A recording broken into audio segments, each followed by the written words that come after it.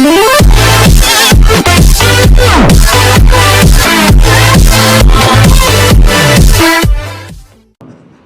আউয়াল হিজরি বর্ষের যে মাসগুলো আছে তার মধ্যে একটা মাস, এবং হিজরি বর্ষের তৃতীয় মাস এটি।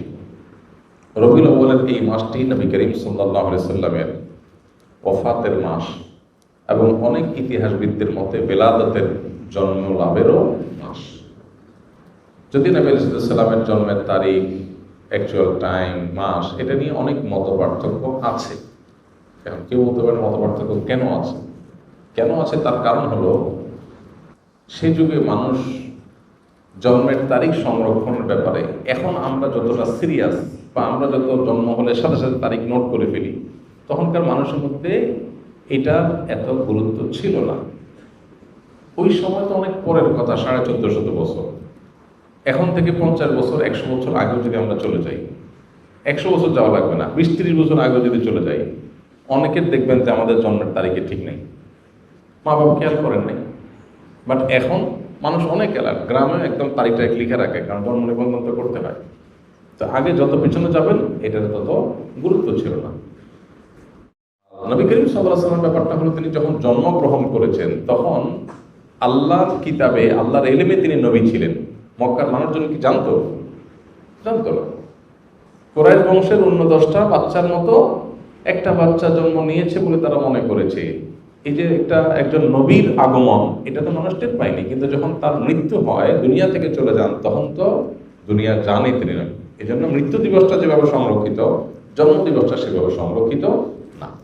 সেটা যাই হোক, জন্ম দিবস, মৃত্যু দিবস দুইটাই এই মাসে আমরা ধরেই নিলাম, রবিউল আউয়াল মাসে। তাহলে এই মাসের আমল কি? উত্তর হলো যে এই মাসের জন্য আলাদা করে স্পেশাল কোনো আমল নাই। আমল হলো সারা মাসের, সারা বছরে। সেটা কি? সেটা হলো নবী করিম সাল্লাল্লাহু আলাইহি সাল্লামের সুন্নাহকে অনুসরণ করা, তাকে সব কিছুর চাইতে, সবার চাইতে বেশি ভালোবাসা দেওয়া, এবং তার আদর্শকে নিজের মধ্যে ধারণ করা। এই কাজগুলো যদি আমরা করি, তার প্রতি ঈমানদার দাবিদার যারা, তাহলে ইনশাআল্লাহ কিয়ামতের ময়দানে তার সুপারিশ, তার সাথে জান্নাতে থাকা, আরো আল্লাহ তাআলা বিভিন্ন নেয়ামতের অধিকারী আমরা হতে পারবো। আর যদি আমরা রবিউল মাস আসলো আর 1-2টা মিলাদ পড়লাম, কিয়াম করলাম, বা কিছু আমল নবী সাল্লাল্লাহু আলাইহি ওয়াসাল্লামের মহব্বতের নামে করলাম, আর করে যদি মনে করি যে আমার দায়িত্ব আদায় হয়ে গেছে, সেটা ভুল হবে। আমাদের সমাজের মানুষের হলো নেচার হলো যে রবিউল আউয়াল এলে তোমার গান গাই, ও রবিউল আউয়াল গেলে তোমায় ভুলে যাই।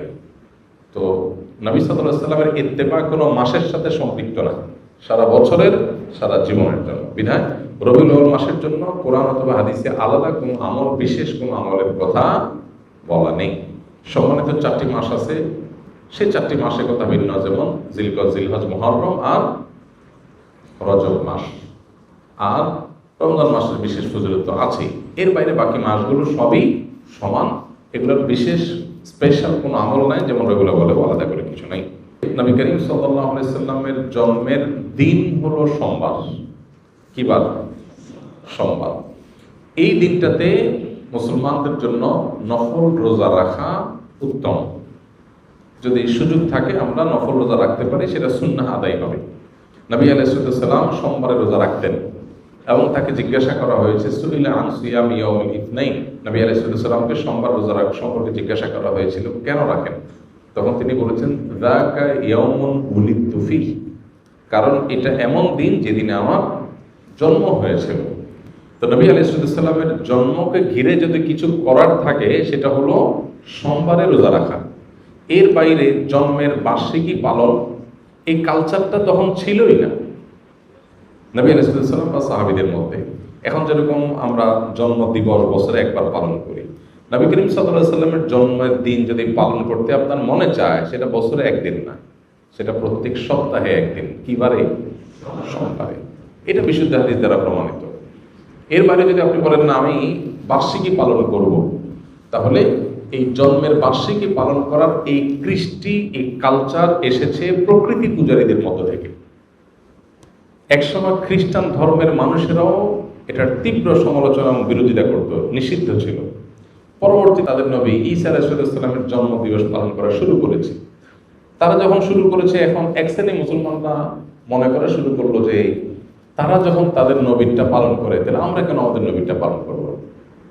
ভালো নিয়তেই তাদের অনুসরণ করার চিন্তা শুরু করেছে। অথচ নবী সাল্লাল্লাহু আলাইহি ওয়াসাল্লাম বলেছেন, একটা সময় আসবে তোমরা মুসলমানরা তারা তাদের অনুসরণ করবে, 1 বিঘত গেলে তোমরা 1 বিঘত যাবে, 1 হাত গেলে তোমরাও 1 হাত যাবে, তারা গর্তে গিয়ে ঢুকলে 2 সাপের তোমরাও সেখানে গিয়ে ঢুকবে। তখন নবী আলাইহিস সালামকে সাহাবা জিজ্ঞাসা করলেন, কাদের কথা বলছেন? ইহুদি খ্রিস্টানদের কথা?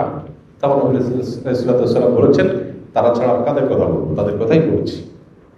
অর্থাৎ তারা যা করে আমরা তা করবো। এখন ওদের নবীর জন্মদিবস উদযাপনের নামে তারা ক্রিসমাস ডে পালন করে, যদিও সেদিন ঈসা আলাইহিস সালামের জন্ম হয়েছে কিনা সেটা আর এক ঐতিহাসিক বিতর্কের বিষয়, কিন্তু আমরা মুসলমানরা অনেকে মনে করি তাহলে আমরা আমাদের নবী মুহাম্মদ সাল্লাল্লাহু আলাইহি সাল্লামের জন্মদিবস অনুসরণ করব।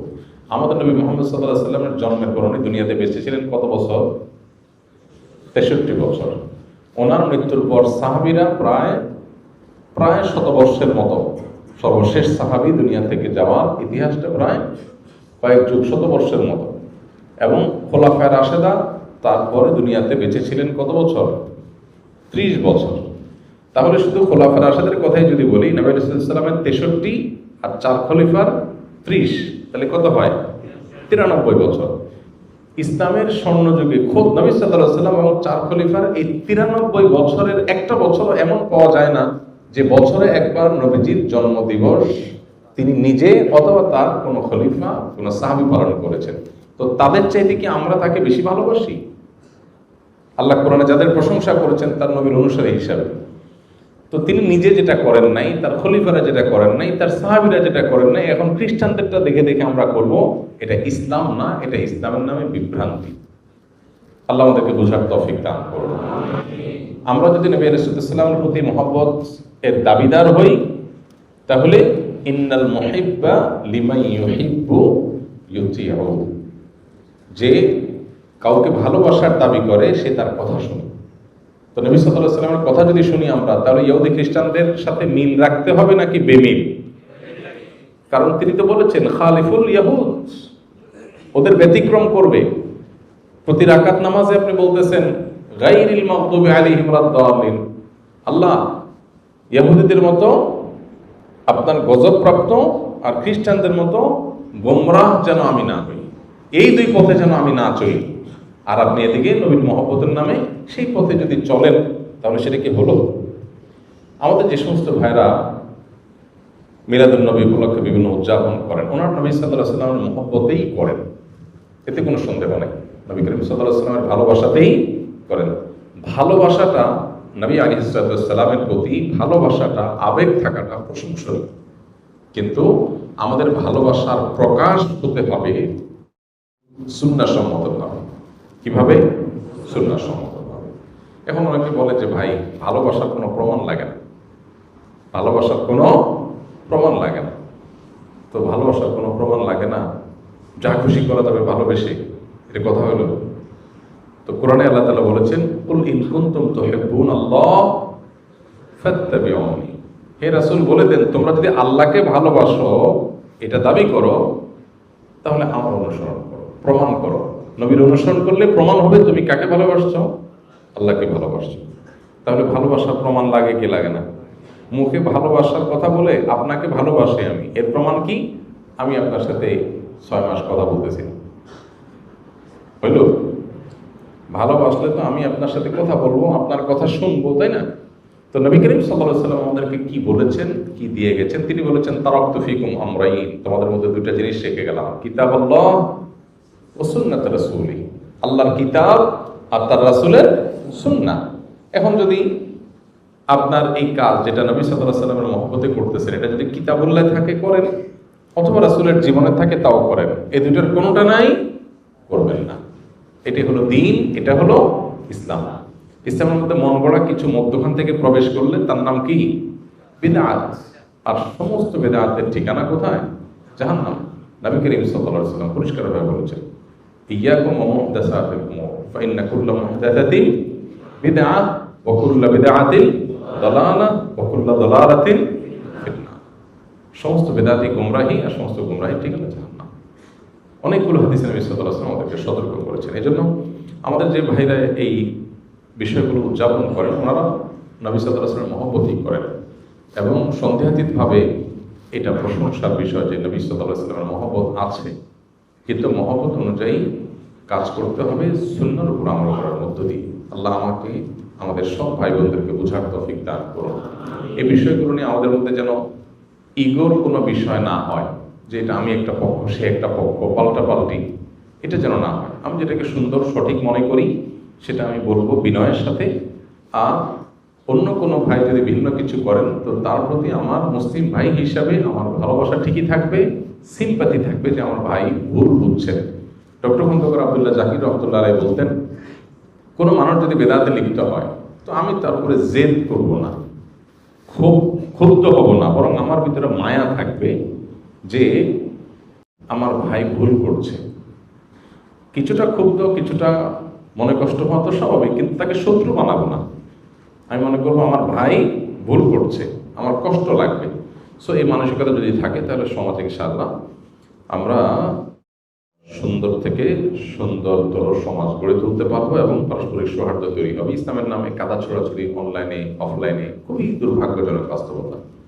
সবাই যার যার মতের সপক্ষে যুক্তি আলোচনা করতেই পারেন, কিন্তু অন্যের প্রতি শ্রদ্ধা থাকা দরকার একজন মুসলমান হিসাবে। অন্তত ঈদ মিলাদুন নবী যারা বেদাত বলবে তারা নাকি কাফের হয়ে যাবে, তাদের বউ নাকি অটোতালাক হয়ে যাবে। মূলত যারা এই টাইপের কথা বলেন ওনাদের মূল দাবিটা থাকে এরকম যে নবীর যদি কেউ দুশ্মন হয়, নবীর দুশ্মনী করে, নবী সাল্লাল্লাহু আলাইহি ওয়াসাল্লামের প্রতি যদি কেউ গোস্তাখি করে, বেয়াদবি করে, অমর্ণাকার কিছু করে, তাহলে তো ঈমান চলে যাবে, ঈমান গেলে তো বউ তালাক হয়ে যাবে। এখন কথা হলো যে মিলাদুন নবী না করলে কি নবীর অবমাননা করা হয় বা নবীকে অসম্মান করা হয়, নবীর সাথে বেয়াদবি করা হয়, নাকি নবী আলাইহিস সালামের আনুগত্যকে অক্ষরে অক্ষরে মানতে গিয়ে করা হয় না? তো নবী করিম সাল্লাল্লাহু আলাইহি সাল্লামকে আনুগত্য করতে গিয়ে যদি সে এটা থেকে বেঁচে থাকে, কারণ আয়েশা রাদিয়াল্লাহু আনহা বলেছেন, মান আহাদাসা ফি আমরিনা মা লাইসা মিনহু ফাহুয়া রাদ, যে ব্যক্তি আমাদের দ্বীনের বিষয়ে কোনো কিছু নতুন সৃষ্টি করলো যেটা দ্বীনের অংশ না, সেটা বাতিল, সেটা বাদ দিয়ে রাখতে হবে। তো সেজন্য যদি কেউ জন্মদিবস পালনের কালচারকে যদি কেউ অ্যাভয়েড করে, যে নবীজি নিজেও করেন নাই, সাহাবীরাও করেন নাই, খোলাফার রাশিদাও করেন নাই, সেটা আমি কেন করতে যাব, এই জায়গা থেকে কেউ যদি বিরত থাকে সে বরং সাচ্চা মুসলমান হওয়ার দলিল হবে। বাকি নবীর দুশ্মনী করলে তার জন্য এই কথা ঠিকই আছে, কিন্তু কেউ মিলাদ না পড়া মানে সে নবীর দুশ্মন, এটা তো বড় মুশকিল কথা। এখন ব্যাপারটা কেমন হয়ে গেল একটা উদাহরণ দিয়ে ছোট করি। ধরেন আমি আপনাকে বললাম যে আপনি যদি ভালো মানুষ হয়ে থাকেন তাহলে আমাকে একটা চা খাওয়ান। একটা উদাহরণ জাস্ট বোঝার জন্য। আপনি চাটা খাওয়ালেন না, না ভাই আপনার চা খান, তাহলে আপনি তো খারাপ মানুষ। আমি একটা ক্রাইটেরিয়া সেট করলাম ভালো মন্দের, করে ওইটা দিয়ে আমি ভালো খারাপ সার্টিফিকেট দেওয়া শুরু করে দিলাম। কেমন হলো বিষয়টা?